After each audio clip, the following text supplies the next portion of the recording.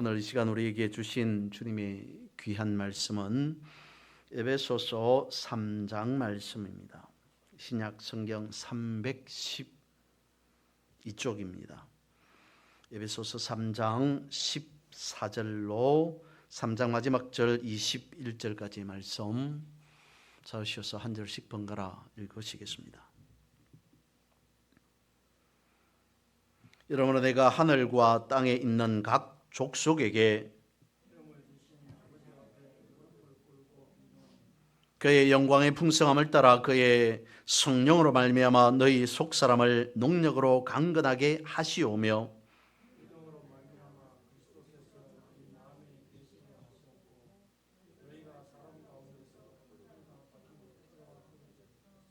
능히 모든 성도와 함께 지식에 넘치는 그리스도의 사랑을 알고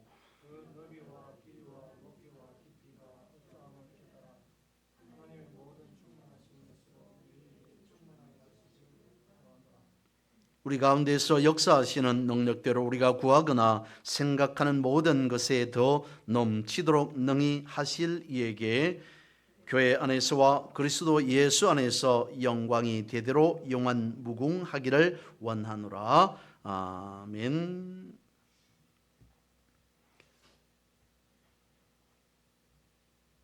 저는 자전거를 조금 늦게 배웠습니다. 일찍 자전거를 저희 때만 하더라도 배우고 타는 친구들은 초등학교 때부터 자전거를 배우고 타기 시작했죠.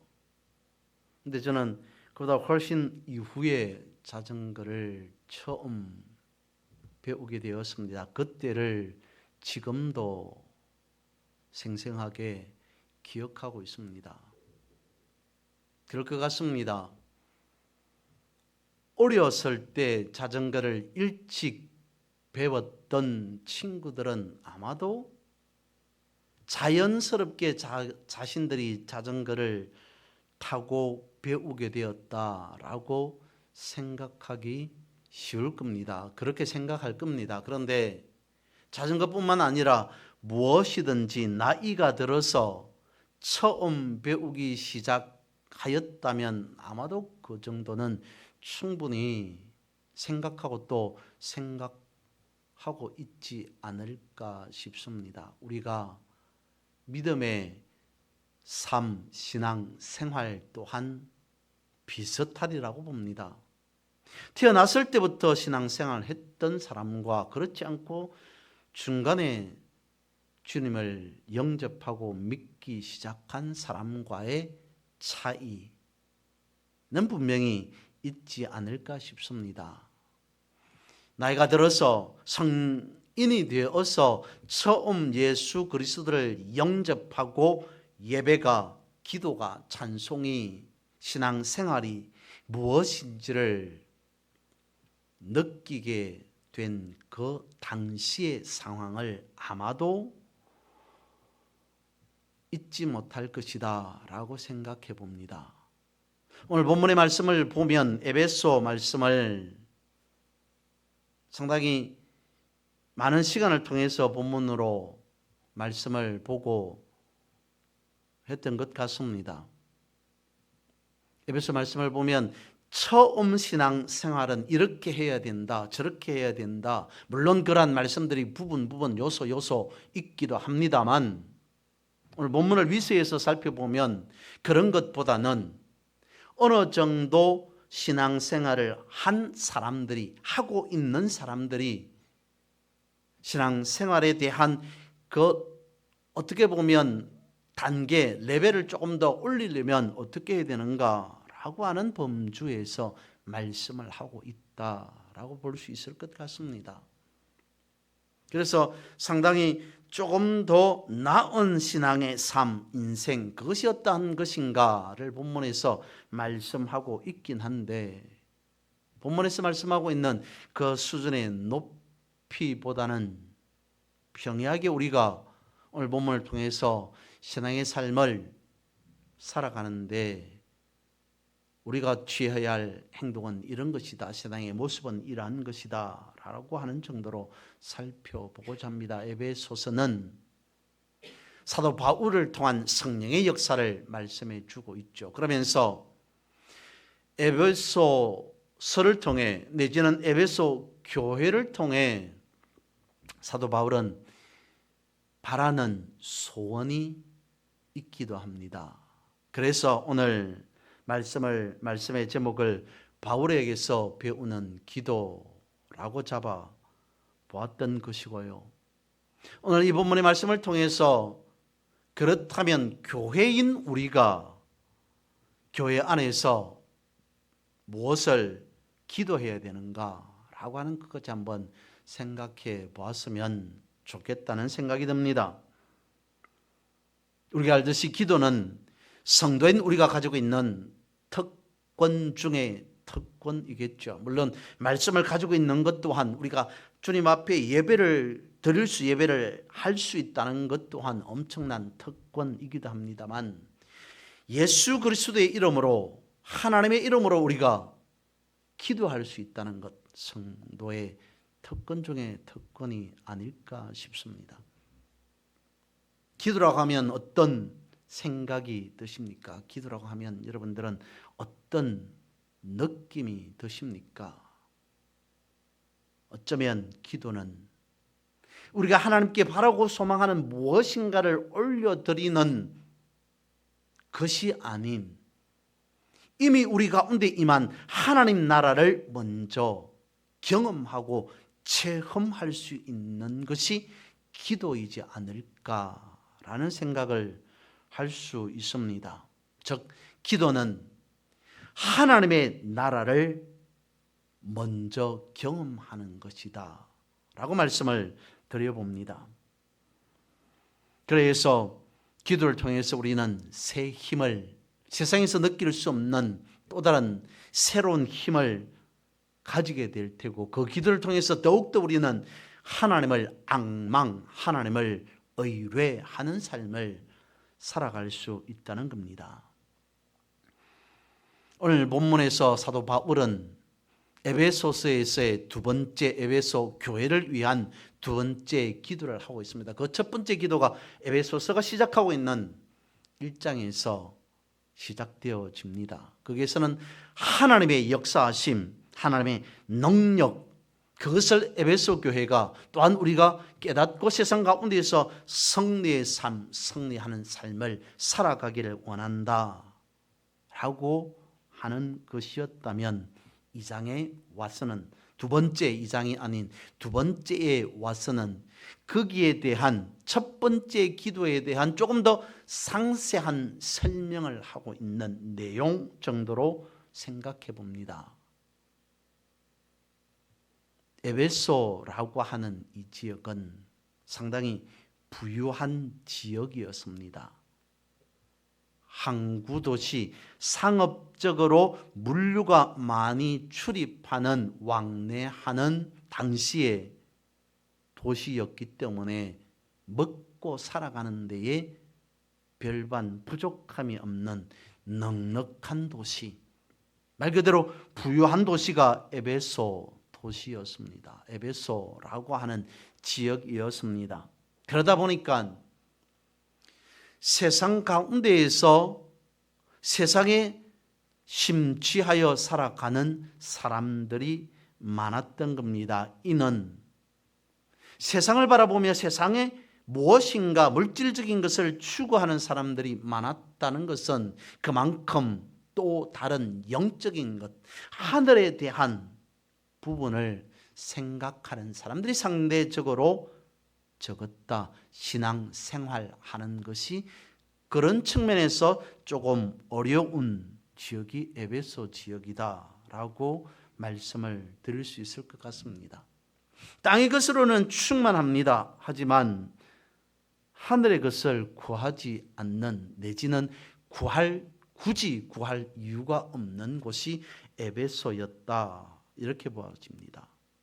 그래서 이런 생활 속에서 신앙생활을 한다는 것이 또 한편으로는 만만치 않았다는 것을 알 수가 있습니다. 이런 것을 종합적으로 생각해 보았을 때 사도 바울의 기도를 말씀 한 구절로 요약한다면 이사야 40장 31절에 나타나는 우리가 잘 아는 이 말씀이지 않을까 싶습니다. 오직 여호와를 앙망하는 자는 새 힘을 얻으리니 독수리가 날개치며 올라감 같을 것이요 다른 박질하여도 곤비하지 아니하겠고 걸어가도 피곤하지 아니하리로다 라고 하는 이 말씀을 에베소 교회를 통해 에베소 교회를 위한 기도를 통해 사도 바울이 말해주고자 하는 것이지 않을까 싶습니다. 그러한 측면에서 먼저 오늘 본문에서 이와 같이 기록하고 있죠. 기도하고 있죠. 14절과 15절 말씀을 읽어봅니다. 이러므로 내가 하늘과 땅에 있는 각 족속에게 이름을 주신 아버지 앞에 어떻다고요? 무릎을 꿇고 기도하노니 무릎을 꿇고 비노니 이사야 말씀을 통해서 새 힘을 얻어서 독수리가 날개쳐 올라간 비상함과 같은 그런 영적인 삶, 그런 신앙의 삶을 살아가기를 원한다. 내심 사도 바울이 바라는 것이 그것이다 라고 말씀을 드리는데 14절 15절에 와서는 그런 삶을 살아가기 위해서는 먼저 에베소 교회가 또한 우리가 어떻게 해야 하는가를 본문에서 말씀해 주고 있습니다. 하나님 앞에 예수 그리스도의 이름으로 무릎을 꿇는 것이 필요하다라고 말씀하고 있습니다. 그렇습니다. 에베소 지역은 세상의 것으로 충만한 지역, 그런 땅이었습니다. 그런 속에서 하나님 앞에 무릎을 꿇는다는 것, 그것은 결단코 용이하지 않다, 쉽지 않을 것이다 라고 말씀을 드렸습니다. 그러면서 이와 같이 말씀하고 있습니다. 그러니까 새 힘을 얻어서 비상할 수 있는 것은 무엇이라고요? 먼저 하나님 앞에 엎드리는 것이다. 겸손히 자신들이 가진 모든 것을 내려놓고 하늘을 우러러보며 하나님 앞에 먼저 무릎을 꿇어야만이 독수리 날개치며 올라감 같은 비상이 있다. 더 수준 높은 믿음의 삶, 신앙의 삶을 할 수 있을 것이다 라고 말하고 있다는 것입니다. 그래서 그럴 것이 오늘 본문 앞쪽에 보면 에베소서 3장 10절 말씀에 이렇게 말씀하고 있기 때문입니다. 이는 이제 교회로 말미암아, 물론 여기서 교회는 에베소 교회, 에베소 교인들을 말하겠죠. 이제 교회로 말미암아 어떻게 말하고 있냐면 하늘에 있는 통치자들 권세들에게 하나님의 각종 지혜를 알게 하려 하심이니, 더 수준 높은 믿음의 한 단계에 올라감과 같은 신앙의 삶을 살아가기 위한 것이 한 개인이라기보다는 에베소 교회 전체, 교회로 말미암아 하늘에 있는 각종 지혜를 알게 하심이다. 바로 다름 아닌 교회의 중요성, 교회의 사명, 교회의 역할, 그것이 무엇인가를 말해주고 있는 것이죠. 교회라고 하는 것은 이 사람 저 사람, 이런 사람 저런 사람들이 모여서 합력하여서 선을 이루는 곳, 그런 공동체, 그리하여서 조금 낮은 단계의 신앙생활하고 있는 사람도 높은 단계로, 더 높아지고자 하는 신앙생활에 더 높아지고자 하는 사람들에게 있어서도 거기에 미칠 수 있는 충분한 그런 곳이 교회여야 된다라고 말하고 있다는 거죠.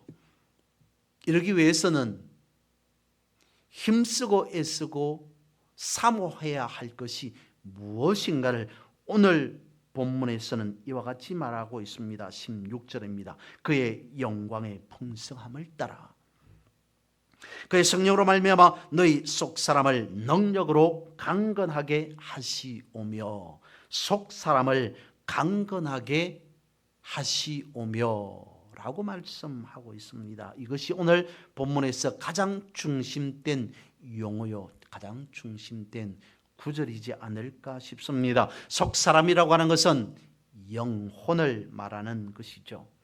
예수 그리스도의 사랑으로 충만한 영혼, 그것을 속사람이라고 말하고 있다는 거죠. 그러니까 세상적인 것으로, 세상적인 욕심으로 가득한 그런 마음이 아닌 성령 충만한 상태, 그런 관점에서 오늘 본문 16절에서는 속사람이라고 말하고 있습니다. 이를 다시 잘 설명해 주고 있는 곳이 어디냐면 에베소서 4장 21절 이후의 말씀입니다. 속사람이 어떠한가, 속사람에 대한 부분을 이와 같이 말씀합니다. 진리가 예수 안에 있는 것 같이 너희가 참으로 거기에서 듣고 또한 그 안에서 가르침을 받았을진데 너희는 유혹의 욕심을 따라 썩어져가는 구습을 따르는 옛사람을 벗어버리고 오직 너희의 심령이 새롭게 되어 하나님을 따라 의와 진리의 거룩함으로 지으심을 받은 새 사람을 입어라. 그런즉 거짓을 버리고 각각 그 이웃과 더불어 참된 것을 말하라. 이는 우리가 서로 지체가 됨이라. 에베소서 4장 21절에서 25절 말씀에 보면 분명히 이와 같이 말씀하고 있습니다. 옛사람이 아닌 새사람에 속하라. 옛사람이 아닌 새사람이 되었다라는 것에서 말씀하고 있습니다. 이를 겉사람과 속사람으로 다시 나눠서 생각해 보면 이런 것이겠죠. 겉사람이라고 하는 것은 썩어져가는 구습을 따르는 옛사람이라고 지칭할 수 있겠고요. 속사람이라고 하는 것은 의와 진리의 거룩함으로 지으심을 받은 새사람. 겉사람은 옛사람, 속사람은 새사람이라고 나눌 수 있을 것 같습니다. 이후에도 성경에 보면, 말씀에 보면 여러 직간접적으로 겉사람과 속사람에 대해서 말씀해 주고 있음을 알 수 있습니다. 고린도후서 4장 16절 이후의 말씀에 보면 이렇게 말씀하고 있습니다. 우리의 겉사람은 후피하나 낡아지나 속사람은 날로 날로 새로워집니다 라고 겉사람과 속사람의 차이점 비교를 말씀해 주고 있습니다. 또한 겉사람과 속사람이라고 하는 관점에서 보면 이 말씀도 합당할 것 같습니다. 우리를 뭐라고 말하냐면 질그릇에 담긴 보배. 우리의 겉사람은 질그릇일 수 있습니다. 질그릇일 수밖에 없을 것 같습니다. 그런데 그 안에 무엇이 담겨 있다고요? 보배가 담겨 있다. 하나님의 거룩한 비밀이 우리 가운데 담겨 있다. 겉사람과 속사람을 이와 같이 비교하고 있고요. 또한 씨앗, 이 결실의 계절에 씨앗에 대한 부분도 겉사람과 속사람을 비교하고 있음을 말씀해 주고 있음을 우리는 알 수 있을 것 같습니다. 한 알의 밀알이 땅에 떨어져 썩어서 30배, 60배, 100배의 결실함이 있을 것이다. 더 풍성한 엄청난 열매로 알곡으로 거듭나게 될 것이다. 썩어져 간다는 것은 어떻게 보면 그 사람의 상황이지 않을까요? 그리고 그 속 사람은 씨앗 하늘에 있는 생명 그 자체가 나중에 다시 거듭나서 30배, 60배, 100배의 결실로 나타나는 것이다 라고 말씀하고 있는 것 같습니다. 오늘 본문에서 말하고 있는 속사람으로서 강건하게 하시오며 라고 하는 것이 속사람으로서 가져야 될 그러한 날로 날로 새로워짐, 보배, 30배, 60배, 100배의 결실 이와 같은 것이지 않을까요? 끊임없이 우리의 겉사람은 그렇지 않을지라도 우리의 속사람은 하나님과 끊임없이 교제하는 시간, 나날들, 그것을 두고 오늘 본문의 말씀은 속사람이 가지고 있어야 할 강건이라고 말씀하고 있습니다. 그런데 성경은 겉사람과 속사람을 비유하면서 이것을 아마도 조건으로 제시하고 있지 않을까, 우리가 옛사람에서 새사람으로, 우리가 그 사람에서 속사람으로 거듭났습니다. 변화되었습니다. 1회 한 번, 그것만을 의미하는 것이 아니라 지속성을 의미하고 있는 것이 아닐까. 한 번으로 끝이 나는 것이 아니라 속사람이 날로 날로 강건하다는 것은 성장해 간다는 거죠. 앞서 말씀을 드렸던 이사야에서 말씀하고 있는 독수리가 날개쳐 올라감과 같이, 독수리가 비상해 가는 것과 같이 날로 날로 지속성을 가지고 있어야 된다라고 하는 것을 조건으로 말씀하고 있는 것 같습니다. 그래서 우리는 세상에서 날마다 승리할 수 있다는 거죠. 이를 갈라디아서에서는 이와 같이 말씀하고 있습니다. 너희 속에 그리스도의 형상을 이루기까지. 속사람이 강건해지는 데 있어서는 어디까지 갈라디아서에서는 말하고 있냐면 그리스도의 형상을 닮아가는 데까지 성장하고 또 성장해야 된다. 오르고 또 올라야 된다. 비상하고 또 비상해야 된다라고까지 말하고 있습니다. 예수 그리스도의 모습을 회복하는 그 삶, 거기까지 우리가 나아가야 된다. 사도 바울이 지금 에베소 교회를 향해 기도하고 있는 간절함이 그것입니다. 에베소 교회 여러분, 독수리 날개쳐 올라가셔야 됩니다. 지금의 단계에서 머물러 있지 말고 비상하셔야 됩니다. 어디까지? 그리스도의 형상을 이루기까지. 그것이 사도 바울의 에베소 교회를 향한, 오늘 우리를 향한 기도의 이유요 목적이지 않을까 싶습니다.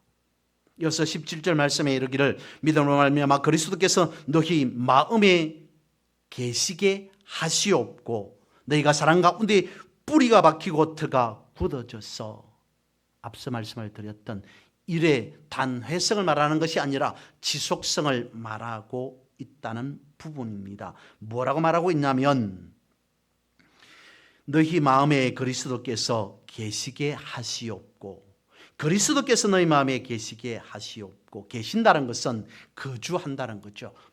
산다는 겁니다. 우리의 중심에 예수 그리스도께서 계시는 것이 일에 아니요 지속성이라는 거죠. 어디까지요? 우리의 마음의 심령의 가장 깊은 곳까지, 엄밀한 곳까지. 그래서 우리의 삶을 늘 언제나 주님께서 인도하신다는 그런 일상이 되어질 때까지 우리를 온전히 주님께 맡기는 삶, 그걸 두고 계시게 하시옵고 라고 말하고 있으며, 그 다음에 너희가 사랑 가운데 뿌리가 박히고 터가 굳어졌으는 한 번 더 강조하고 있습니다. 한 번 더 의미로 말씀하고 있습니다. 뿌리가 박힌다는 것은 예수 그리스도와의 관계를 말하는 것이겠죠. 역시 단회성이 아닌 지속성인데 어느 정도의 지속성이 되어야 되는가? 엄청나게 큰 나무가 세찬 바람에도 비록 흔들릴지라도 부러지거나 뿌리가 뽑히지 않을 정도, 뿌리가 박혀서 터가 굳어질 정도, 예수 그리스도의 관계성 어디까지라고 살펴볼 수 있겠습니까? 내가 주인이 아닌 예수 그리스도가 내 인생의 주인이 된, 내가 사는 것이 아니라 내 안에 그리스도께서 사시는 삶이 되어질 때까지 어떤 상태를 말하는 것일까요? 완전한 성장, 완전한 성숙의 상태, 그것을 이와 같이 사도 바울은 말하고 있습니다. 기도하고 있습니다. 기도하고 있는 사도 바울의 마음에는 엄청난 소망으로, 희망으로 부풀어 있지 않았을까라는 생각을 해봅니다. 이러한 완전한 성장, 완전한 성숙을 요한계시록에서는 이렇게 말씀하고 있습니다. 먼저 첫 번째 3장 17절에 이런 말씀을 하시죠. 내가 말하기를 나는 부자라 부유하여 부족한 것이 없다 하나 내 곤고한 것과 가련한 것과 가난한 것과 눈먼 것과 벌거벗은 것을 알지 못하도다. 에베소 지역은 그랬습니다. 부유했습니다. 부족함이 없습니다. 풍요합니다.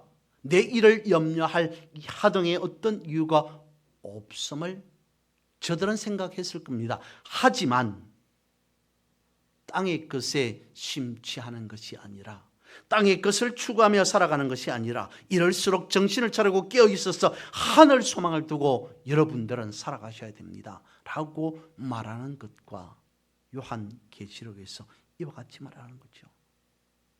라우디가 교회를 통해서 속사람을 바라보고 너희의 속사람은 절대로 건강하지 못하다, 강건하지 못하다, 그래서 눈먼 것과 같고 벌거벗은 것과 같다라고 말하는데, 눈멀고 벌거벗었다는 것조차 모르는 상황이다 라고 말하면서 요한계시록 3장 20절에 와서 이렇게 말합니다.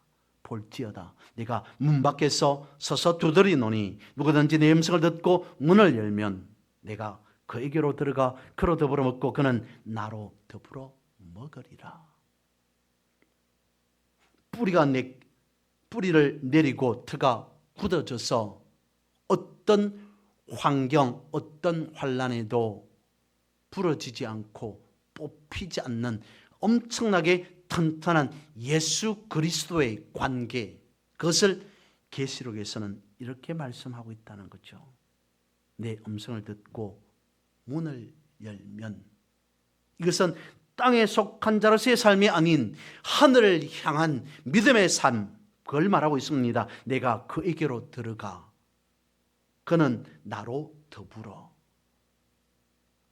이것을 무엇이라고 말할 수 있겠습니까? 예수 그리스도와 함께 동행임과 동시에 내 인생의, 내 삶의 주인은 주님이십니다. 내 인생 전부를 주님께 내어드립니다 라고 말할 수 있는, 말해야만 하는 그 고백. 오늘 본문에서 말하고 있는 속사람, 즉 새 사람이 되어지는 이치, 속사람이 새로워지는 비결은 무엇이라고 말할 수 있겠습니까? 예수 그리스도께서 내 안에 온전히 들어와 계심의 상태, 예수 그리스도께서 내 안에 들어오셔서 내 인생의 모든 것을 주관하심, 그것을 의미하고 있지 않을까 싶습니다. 그것을 17절에서 이와 같이 말씀하고 있다는 거죠. 17절 말씀 다시 읽어드립니다. 믿음으로 말미암아 그리스도께서 너희 마음에 계시게 하시옵고 너희가 사랑 가운데서 뿌리가 박히고 터가 굳어져서 오직 내 인생의 중심은 그리스도이십니다.